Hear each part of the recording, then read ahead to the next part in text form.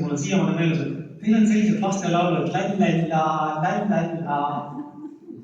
Aga kuskil 20 aastat hiljem ta tuli usule ja ta nagu nägi, et kui palju on bände maailmas, isegi metallibändid, kantribändid, ja ta kuuleb igasugused muusikad ja siis tal nagu lõi maailm lahti ja ma usun, ta täna enam nii ei räägi väga. Nii et paljudel võib tunduda kivik ja jumal siuke lälla. Aga see laul, ja nüüd see laul, mul on ka päris palju laule, mis ma teinud olen. Need meeldivad kindlasti Jumalale ja teile ja iseendale ka.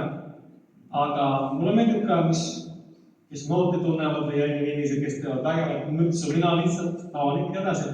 Aga Ülle Rand, üks selline naisterahvas, ma käisin laulmas oma laule paar aastat tagasi Valjalas ja siis keegi naisterahvas minu laulude vahele luges luuletusi. Luges. Siis ta kinkis oma luuleraamatu mulle. Ja ma vaatasin, kes see Ülle Rand on ja siis mul tuli pilt kokku, tema lapsed käisid meil siin Aifo kursusel, kõik tema 3 last on meil Aifo kursusel käinud. Ja siis Ülle on hästi palju luuletusi teinud ja kui keegi küsis ta käest, et oled sa neid palju luuletanud, ta ütles, et ma ei ole üldse palju teinud, ma olen ainult 3 raamatut välja andnud.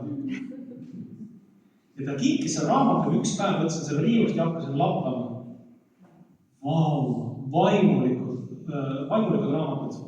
Ja muidugi siis tänu kaasajale ja AI-le, siis ma hakkasin nendele viise tegema. Ja siis ma proovin, et andke andeks, kui midagi nässe, aga äkki